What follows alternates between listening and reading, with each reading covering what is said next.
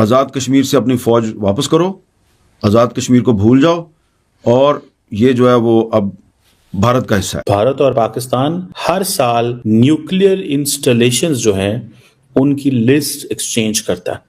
आज भी दोनों मुल्कों ने through their diplomatic channels Delhi और इस्लामाबाद के अंदर न्यूक्लियर इंस्टॉलेशंस फैसिलिटीज जो कि दो भारत और पाकिस्तान में है उसकी लिस्ट एक्सचेंज की है। पाकिस्तान को एक बार फिर भारत से मुंह की खानी पड़ी है।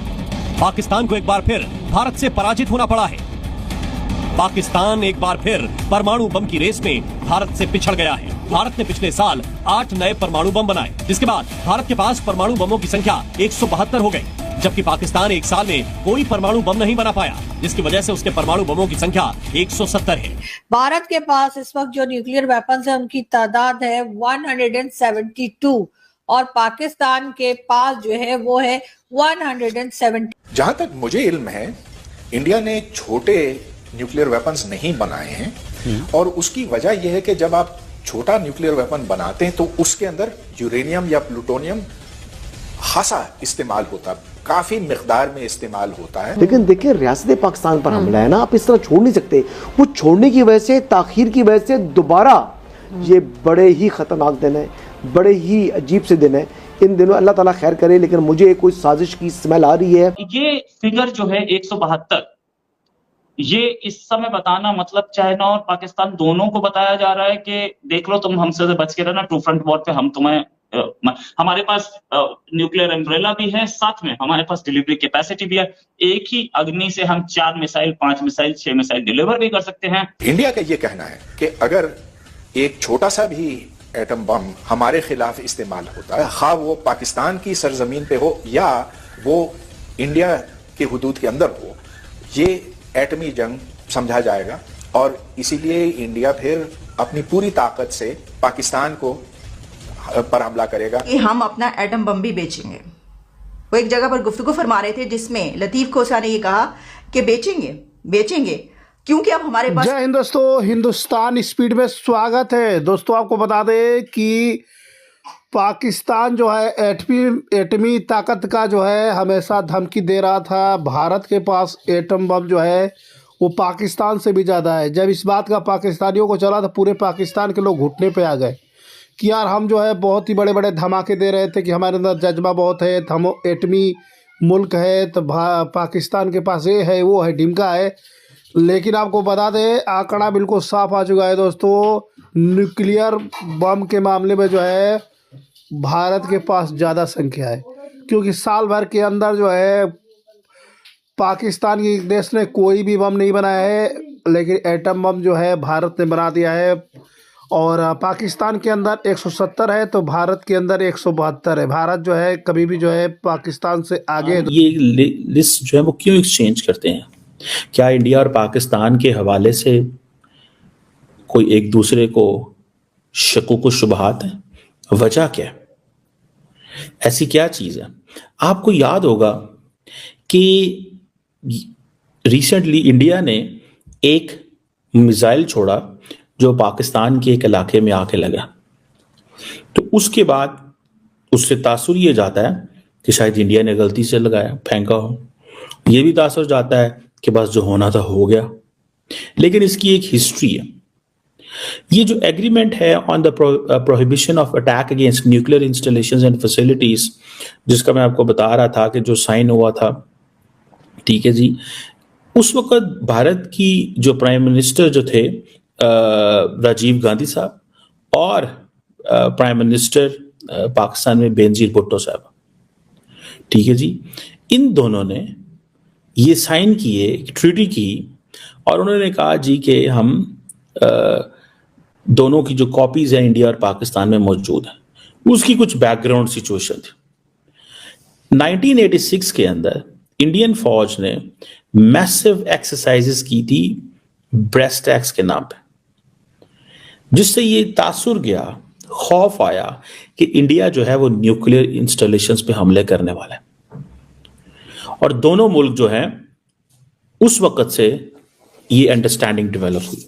इंडिया का ये कहना है कि अगर एक छोटा सा भी एटम बम हमारे खिलाफ इस्तेमाल होता है, खा वो पाकिस्तान की सरजमीन पे हो या वो इंडिया के हुदूद के अंदर हो, ये एटमी जंग समझा जाएगा।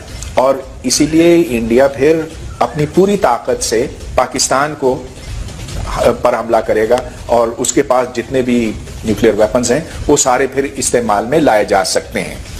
तो मैं समझता हूं कि जो टैक्टिकल न्यूक्लियर वेपन्स हैं, हाँ शायद आप कुछ टैंकों को तबाह कर सकें, लेकिन उसका जो नतीजा होगा, उसका जो अंजाम होगा वो ये कि मुकम्मल एटमी जंग छिड़ जाएगी। लेकिन इंडिया के 172 वेपन्स पहली बार पता लगे, ये एक ऐसे टाइम पे आया जब इंडिया पाकिस्तान और इंडिया चाइना टेंशन चल रही हैं।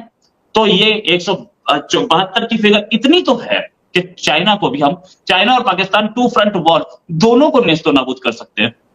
ये खबर कितनी इंपॉर्टेंट है जब हमारे पास जम्मू जैसे एरिया में हमले हो रहे हैं और पाकिस्तान की तरफ से हो रहे हैं। आप इंडिया की बात कीजिएगा तो आज इंडिया के पास जो 2024 है उसमें 172 वॉरहेड्स इंडिया के पास है, पाकिस्तान के पास 170 है। तो जब से इंडिया ने न्यूक्लियर वेपन की कलेक्शन शुरू की है उसमें पहली बार ऐसा हुआ है कि इंडिया जो है वो पाकिस्तान से ज्यादा हो गया है, ठीक है ना।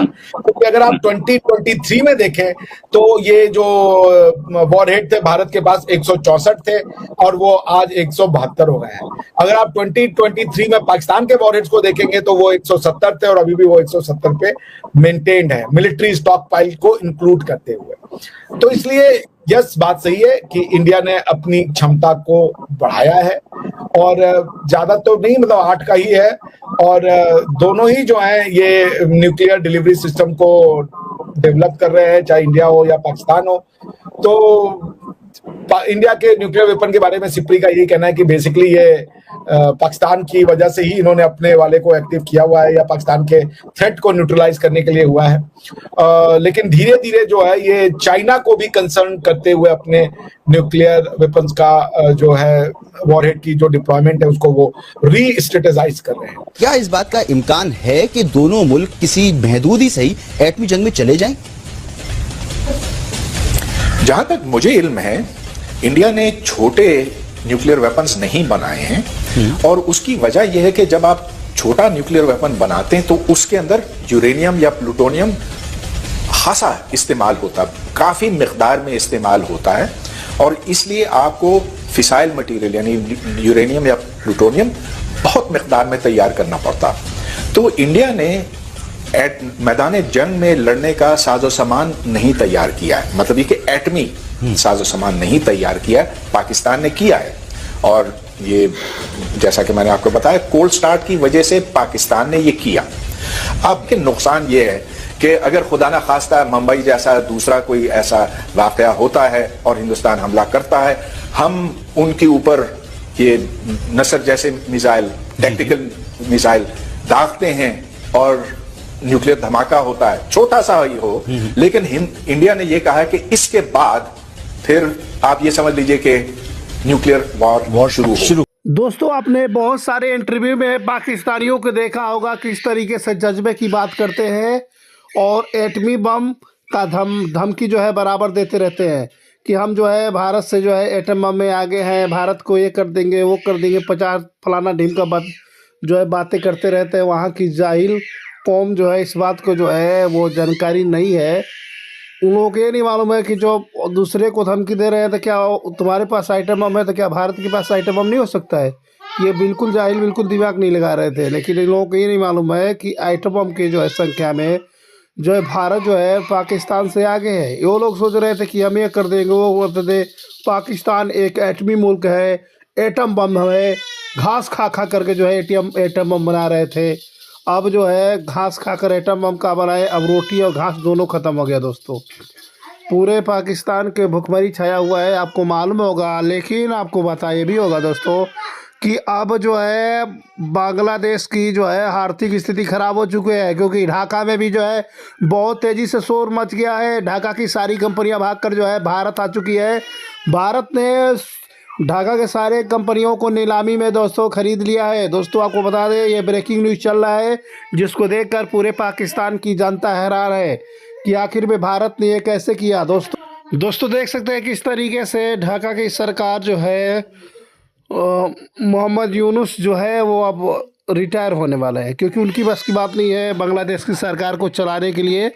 और देखकर पूरा पाकिस्तान के लोग हैरान हो चुके हैं।